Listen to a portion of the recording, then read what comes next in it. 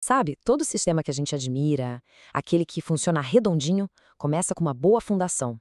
Hoje, a gente vai ser arquiteto e pedreiro dos nossos próprios dados. Vamos pegar uma ideia solta e transformar num banco de dados relacional que é sólido, inteligente, e o foco vai ser naquele passo que muita gente pula, mas que define o sucesso ou o fracasso de um projeto: o planejamento e a arte de conectar as informações. Bora lá? Quem aí que mexe com desenvolvimento nunca se deparou com um sistema que parece, sei lá, um castelo de cartas? Qualquer coisinha que a gente mexe parece que tudo vai desmoronar. A grande pergunta é, por que isso acontece tanto? Pois é, a resposta está quase sempre ali, na base, na fundação, ou melhor, na falta dela. Sem um bom planejamento, nosso banco de dados vira uma bagunça. Informação de cliente duplicada para todo lado, pedido que não pertence a ninguém e aquele relatório simples que deveria ser instantâneo demora horas para rodar. É esse caos que a gente vai organizar hoje. E para arrumar essa bagunça, a gente faz exatamente como na construção de uma casa. A gente começa pela planta baixa. Ninguém em sã consciência começa a levantar paredes sem o projeto, né? No nosso mundo, esse projeto é o mapa do nosso banco de dados. É o primeiro e o mais importante passo de todos.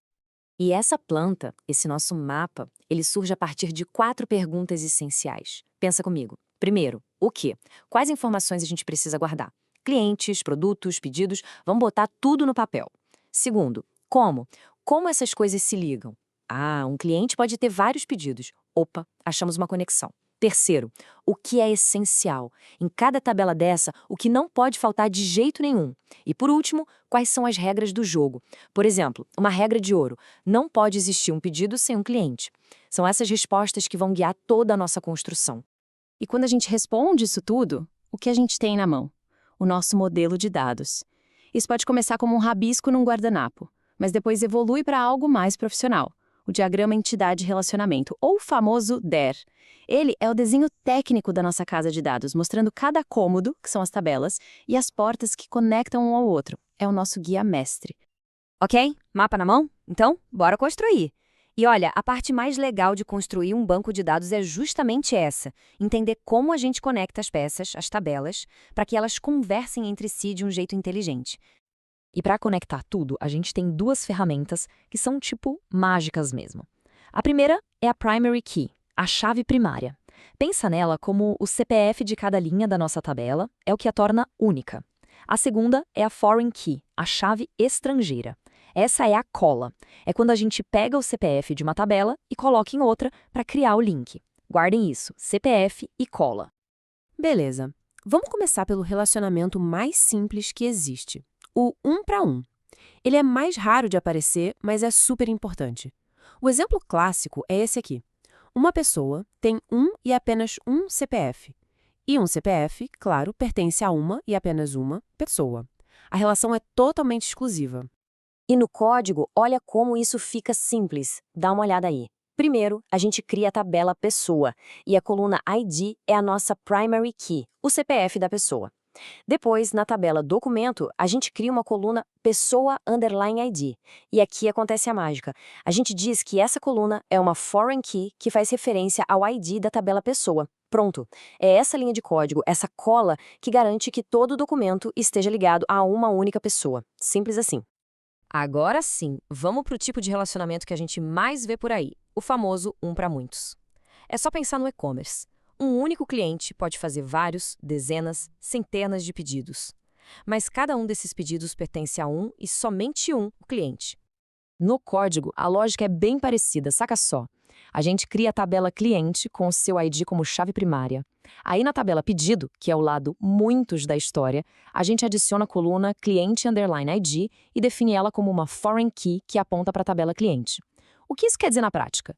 Que a gente pode ter um monte de linhas na tabela pedido, todas com o mesmo cliente ID, apontando para um único cliente, sem precisar repetir o nome, o endereço, o telefone dele 1000 vezes. Isso, pessoal, é o que a gente chama de eficiência. Beleza, agora a gente chegou no relacionamento que assusta um pouco no começo, mas que é super poderoso: o muitos para muitos. O exemplo perfeito é uma universidade. Um aluno pode se matricular em vários cursos diferentes. E um curso, claro, tem vários alunos matriculados. E aí, como é que a gente resolve esse nó? E a solução para isso? Ah, é simplesmente genial. Em vez de quebrar a cabeça tentando ligar aluno e curso direto, a gente cria uma terceira tabela no meio do caminho. Uma tabela ponte.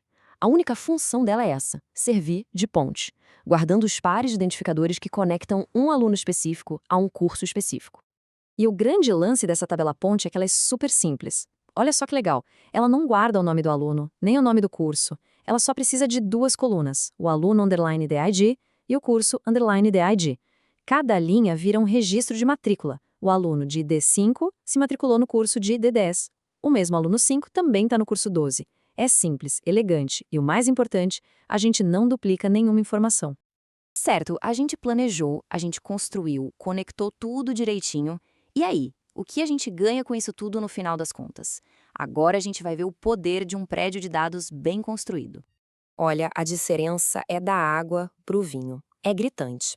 De um lado, com planejamento, a gente tem um sistema com dados confiáveis, consultas que voam e que é fácil de dar manutenção e de crescer. Do outro lado, sem planejamento, é o caos. Erro para todo lado, lentidão e um código que ninguém tem coragem de mexer. A diferença toda está naquele tempo que a gente investiu lá no começo, na planta baixa. E não para por aí não. Tem mais um superpoder que a gente ganha de brinde. As Foreign Keys não são só links. Elas são os seguranças da nossa base de dados. Elas garantem a integridade dos dados. Se alguma parte do sistema tentar, sem querer, criar um pedido para um cliente que não existe, o banco de dados vai apitar e dizer, opa, negativo, esse cliente não existe aqui. Ele simplesmente barra a operação e impede que dados fantasmas entrem no nosso sistema. É sensacional. E essa frase aqui, nossa, ela resume perfeitamente a filosofia por trás de tudo isso que a gente conversou. Não é sobre ser o mais rápido para escrever código, é sobre pensar primeiro para construir algo que vai durar, que vai ser eficiente e que vai conseguir crescer junto com o projeto. Então, é isso. A nossa base está pronta, a fundação está sólida, mas a gente sabe que no mundo do desenvolvimento a obra nunca acaba, né? Com essa estrutura firme, qual deveria ser o próximo andar do nosso prédio? Então, fica a pergunta no ar. Com essa base sólida que a gente construiu, para onde a gente vai agora? Vamos falar de indexação para deixar tudo mais rápido? De procedures? A resposta pode estar aí, no seu desafio do dia a dia. Se essa nossa construção de hoje te ajudou a organizar as ideias, não esquece de deixar aquele like e compartilhar com a galera que também está nessa batalha. E o mais importante de tudo, me conta aí nos comentários qual é a próxima parte dessa obra que a gente deveria atacar junto. A sugestão de vocês é a planta baixa para o nosso próximo encontro. Fechado? Um abração e até a próxima!